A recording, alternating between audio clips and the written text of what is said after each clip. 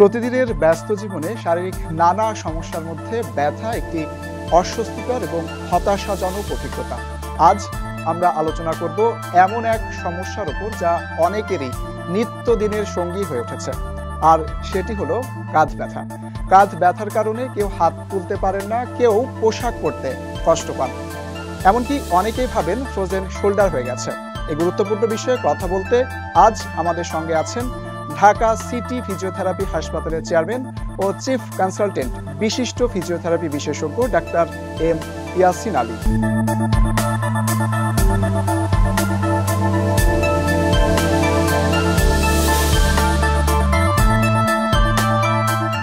Sir, আপনাকে স্বাগত আমাদের আজকের এই অনুষ্ঠানে। আপনাকেও ধন্যবাদ।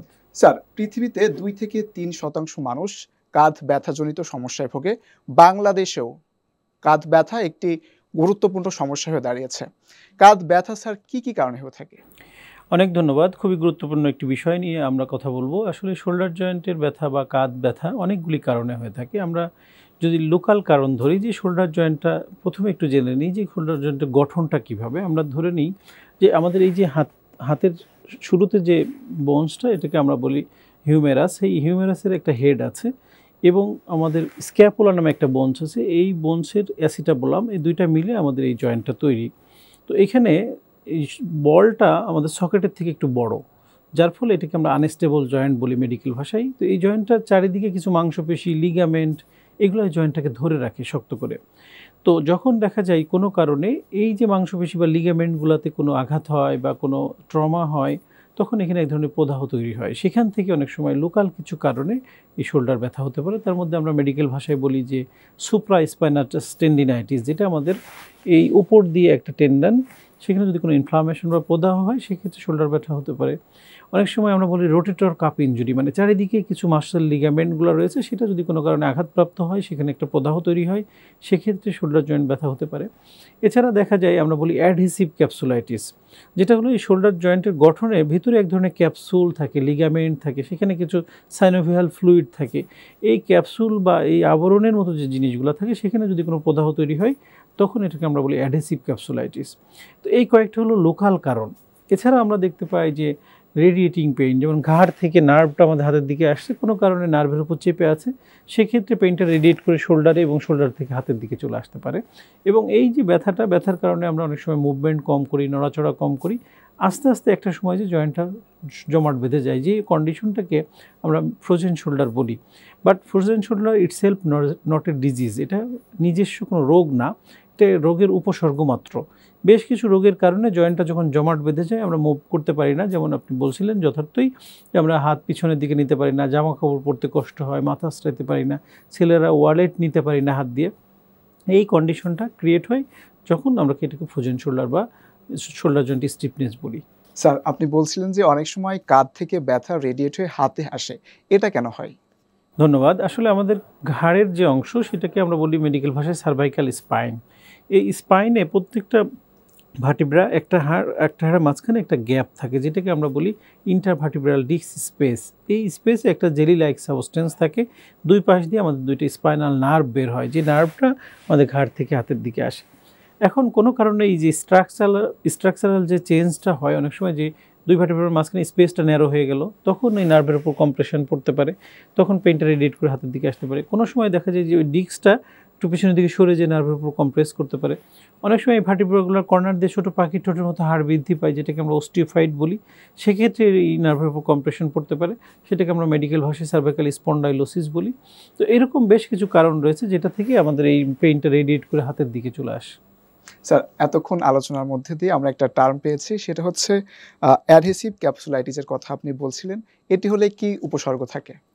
ধন্যবাদ। অ্যাডহেসিভ ক্যাপসুলাইটিসটা মানে আমরা কথার সাথেই বুঝতে পারছি যে এখানে একটা অ্যাডহেশন ফর্ম করে। অ্যাডহেশনকে মেডিকেল ভাষায় আমরা অ্যাডহেশন বললে বাংলায় বলা হয় জমাট বেঁধে যাওয়া, হ্যাঁ, বা ওখানে একটা অ্যাডহেসিভ ক্যাপসুলাইটিস মিনস ক্যাপসুলে কিছু ইনফ্লামেশন বা প্রদাহ তৈরি হয়। তো এটা একটা উপসর্গ বা রোগ, যেটাতে আমরা দেখতে পাই যে এখানে তার আস্তে আস্তে জয়েন্টটা জমাট বেঁধে যাচ্ছে, সে হাতটা উপরের দিকে উঠাতে পারছে না, পিঠের দিকে নিতে পারছে না, জামা কাপড় পরতে কষ্ট হয়। আমরা একটু যদি ক্লিনিক্যাল স্টাডিতে বলি, অনেক সময় দেখি যে একজন ভদ্রলোক গাড়িতে করে মুভ করছে, একটা আমরা হাতল ধরে দেখিয়ে থাকি না, হঠাৎ করে একটা জোরকে জার্কিং হলো, ঝাঁকি লাগলো, জোরে একটা ব্রেক করলো, আমরা একটু ট্রমা বা আঘাত পেলাম। অনেক সময় দেখা যাচ্ছে নিচু হয়ে আমরা একটা ভারী ওজন উঠাইলাম, বাজারের ব্যাগটা নিলাম। এই যে অনেক ধরনের অ্যাক্টিভিটিস আমরা সারাদিনে করি, অনেক সময় আমরা পিছন থেকে একটা সাইড থেকে কিছু জিনিস নিতে গেলাম। এই যে অ্যাক্টিভিটিসের মধ্যে ছোট, ছোট কিছু মাইক্রো ট্রমা হয়, ছোট, ছোট আঘাত হয়। সেই আঘাতে আমাদের জয়েন্টের চারিদিকে যে মাংসপেশি লিগামেন্টগুলা আস্তে, আস্তে করে ইনফ্লামেশন বা প্রদাহ তৈরি হয়। সেই জিনিসটার সমষ্টিকেই আমরা এই অ্যাডহেসিভ ক্যাপসুলাইটিস বলি। স্যার, আমরা আরও আলোচনা করব কাঁধ ব্যথা নিয়ে। একই সঙ্গে এনটিভির ফেসবুক পেজে আমরা দর্শকের কিছু প্রশ্ন নিয়েছিলাম, সেগুলো আপনার কাছ থেকে পরামর্শ নেব। তার আগে স্যার একটা ছোট্ট বিরতি নিয়ে নিতে চাই। দর্শক, ঢাকা সিটি ফিজিওথেরাপি হাসপাতাল নিবেদিত ব্যথামুক্ত সুস্থ জীবন অনুষ্ঠান থেকে নিচ্ছি ছোট্ট বিরতি। ফিরে আসবো খুব শিগগির, সঙ্গেই থাকুন। ঢাকা সিটি ফিজিওথেরাপি হাসপাতাল, আধুনিক চিকিৎসা সেবার নিশ্চয়তা। ডাক্তার এম ইয়াসিন আলী স্যারের তত্ত্বাবধানে চিকিৎসা দেওয়া হয়। অপারেশনবিহীন হাঁটু, কোমর, প্যারালাইসিস ও পঙ্গু রোগের আধুনিক চিকিৎসা সেবার নিশ্চয়তা। ঠিকানা ঢাকা সিটি ফিজিওথেরাপি হাসপাতাল, house number 12/1, road number 4/A, Dhanmondi, Dhaka 1205। বিরতির পর আবারও ফিরে এলাম ঢাকা সিটি ফিজিওথেরাপি হাসপাতাল নিবেদিত ব্যথামুক্ত সুস্থ জীবন অনুষ্ঠানে। জানছিলেন ঘাড় ব্যথা বিষয়ে নানা পরামর্শ। আমাদের সাথে আছেন বিশিষ্ট ফিজিওথেরাপি বিশেষজ্ঞ ডাক্তার এম ইয়াসিন আলী।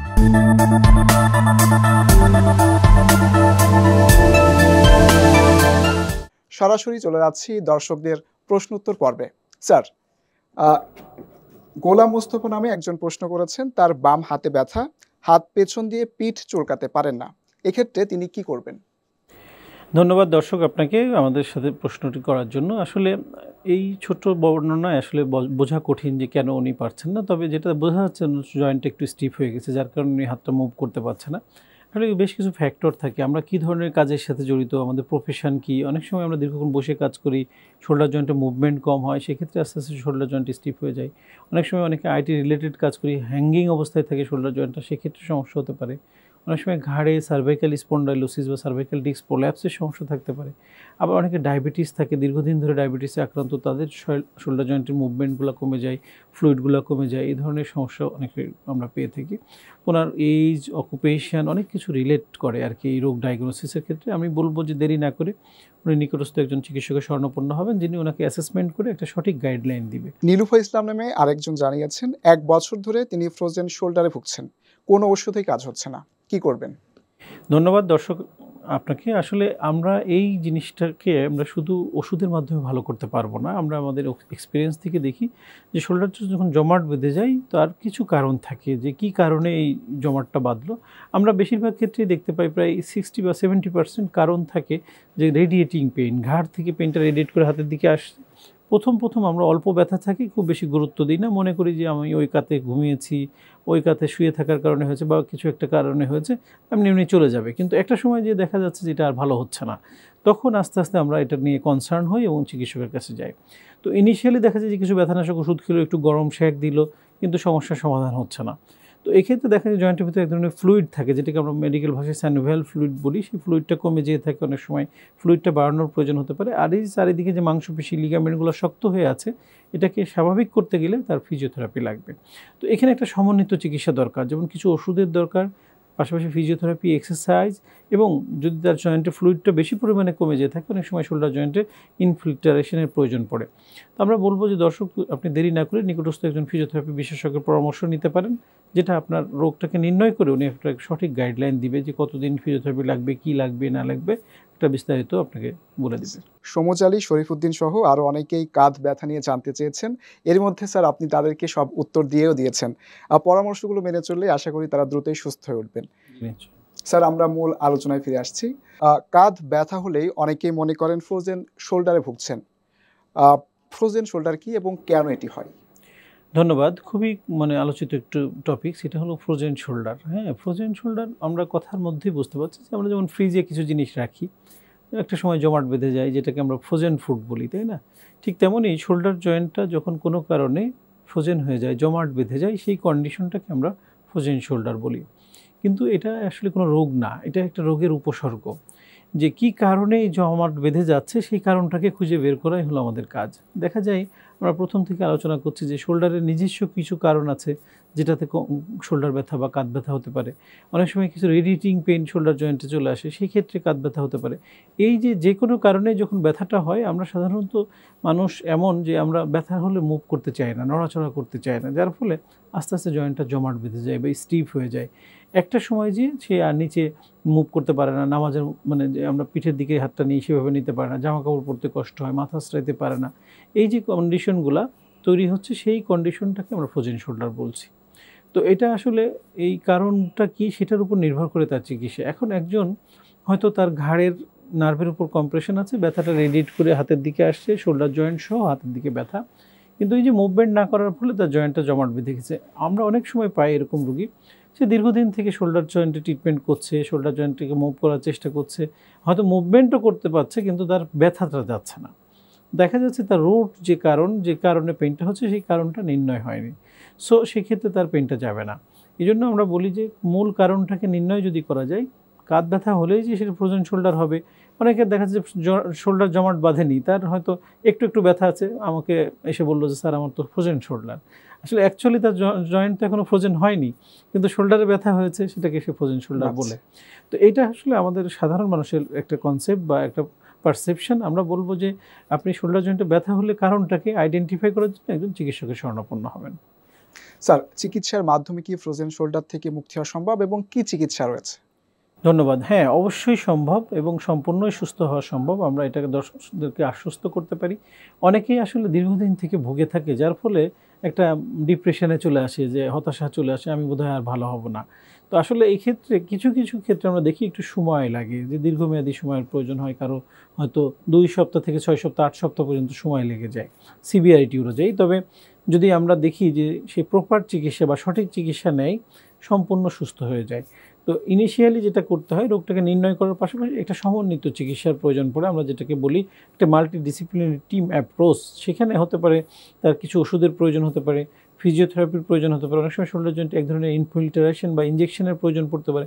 ফ্লুইডটা যদি বেশি কমে যায়, ফ্লুইডটা না বাড়ানো পর্যন্ত এটা মুভমেন্টটা ইজি হয় না, সেক্ষেত্রে অনেক সময় ইঞ্জেকশনের প্রয়োজন পড়তে পারে। এখন বেশ কিছু আধুনিক টেকনোলজিও বের হয়েছে, যে আমরা ওইখানে কিছু আমাদের ইলেকট্রোথেরাপির কিছু এজেন্ট আছে, যেটা দিয়ে মাসেল লিগামেন্টগুলো আমরা দ্রুত রিল্যাক্স করে ফেলতে পারি। অনেক সময় দেখা যায় যে পিআরপি নামে একটা ট্রিটমেন্ট বের হয়েছে, প্লাটিলেল রিস প্লাজমা, যেটা অনেক সময় প্রয়োজন পড়তে পারে। অনেক সময় লেজার ফিজিওথেরাপির মধ্যে একটা পার্ট আছে, লেজার থেরাপির মাধ্যমে আমরা অনেক সময় ট্রিটমেন্ট করি। তো অ্যাকচুয়ালি রোগীর যদি কারণটাকে সঠিকভাবে নির্ণয় করা যায়, আমি বলবো 2 থেকে 4 সপ্তাহের মধ্যেই বেশিরভাগ ফ্রোজেন শোল্ডার রোগী ভালো হয়ে যেতে পারে। স্যার, আপনি ফিজিওথেরাপির কথা বলছিলেন, যে কোনো ব্যথায় ফিজিওথেরাপি খুবই গুরুত্বপূর্ণ ভূমিকা রাখে। স্যার, শোল্ডার জয়েন্ট ব্যথার চিকিৎসায় ফিজিওথেরাপির ভূমিকা কি? অনেক ধন্যবাদ। আসলে আপনি জেনে থাকবেন যে ব্যথানাশক ওষুধের অনেক ধরনের পার্শ্ব প্রতিক্রিয়া রয়েছে, যেমন একজন রোগীর লিভার, কিডনি এই জাতীয় গুরুত্বপূর্ণ অঙ্গকেও বিকল করে দেয়। সো আমরা সেই জন্য এই জিনিসটাকে খুব গুরুত্বের সাথে বলতে চাই যে ব্যথানাশক ওষুধ আসলে কোনো সমাধান না, এটা সিমটোমেটিক ট্রিটমেন্ট। আমরা বলি সাময়িকভাবে ব্যথাটাকে একটু কমিয়ে রাখবে, কিন্তু কী কারণে ব্যথাটা হচ্ছে সেটা যদি আমরা ডায়াগনোসিস করে সেটাকে সমাধান করে ফেলতে পারি, তাহলে দীর্ঘমেয়াদী ব্যথার ওষুধের প্রয়োজন নেই। ঠিক তেমনই এই যে ব্যথাটা কমানোর ক্ষেত্রে বা তার রুট কজটাকে কমানোর ক্ষেত্রে ফিজিওথেরাপি আসলে বিকল্প নেই। আমরা দেখি যে শোল্ডার জয়েন্টটা জমাট বেঁধে গেছে বা ফ্রোজেন হয়ে গেছে, এখন তার ওই শোল্ডার জয়েন্টটাকে আবার পূর্বের জায়গায় ফিরিয়ে নিয়ে যায়, মুভমেন্টটাকে রেস্টোর করার ক্ষেত্রে ফিজিওথেরাপি খুবই গুরুত্বপূর্ণ ভালো ভূমিকা পালন করে। আমরা যেটা করি, তার মাংসপেশি লিগামেন্টগুলোকে রিল্যাক্স করি। এখানে আমাদের বোথ ইলেকট্রোথেরাপি এবং কিছু ম্যানুয়াল থেরাপি, কিছু থেরাপিউটিক এক্সারসাইজ, কয়েকটা জিনিস সমন্বয়ে আমরা এটা করে থাকি। সেক্ষেত্রে প্রথমত আমরা তার মাসেল লিগামেন্টগুলোকে রিল্যাক্স করার জন্য এক ধরনের ইলেকট্রোথেরাপি ইউজ করি। মাসেল লিগামেন্টগুলো রিল্যাক্স হলো, কিছু মোবিলাইজিং এক্সারসাইজ, কিছু থেরাপিউটিক এক্সারসাইজের মাধ্যমে আমরা মুভমেন্টটাকে আবার রেস্টোর করি, যে সে যে কাজগুলো করতে পারতো না সেগুলোকে আমরা আবার ফিরিয়ে নিয়ে আসি। এবং আমরা পাশাপাশি থাকি কিছু এডুকেশন বা হোম অ্যাডভাইস দিয়ে থাকি, যে কী সে বাসায় করবে। এই কয়েকটা জিনিস যদি সমন্বিতভাবে করা যায়, দেখা যায় যে রোগীরা খুব দ্রুতই ভালো হয়ে যায়। স্যার, কাঁধ ব্যথা নিয়ে অনেক গুরুত্বপূর্ণ পরামর্শ আপনার কাছ থেকে আমরা পেলাম। ধন্যবাদ আপনাকে আমাদের অনুষ্ঠানে আসার জন্য। আপনাকেও ধন্যবাদ। দর্শক, ঢাকা সিটি ফিজিওথেরাপি হাসপাতাল নিবেদিত ব্যথামুক্ত সুস্থ জীবন শুধুমাত্র একটি অনুষ্ঠান নয়, এটি একটি সচেতনতার যাত্রা। আজকের মতো এখানেই শেষ করছি। আবার দেখা হবে পরবর্তী পর্বে নতুন কোনো স্বাস্থ্য বিষয়ক আলোচনা নিয়ে। ততক্ষণ ভালো থাকুন, সুস্থ থাকুন, নিরাপদে থাকুন। শুভকামনা সব সময়।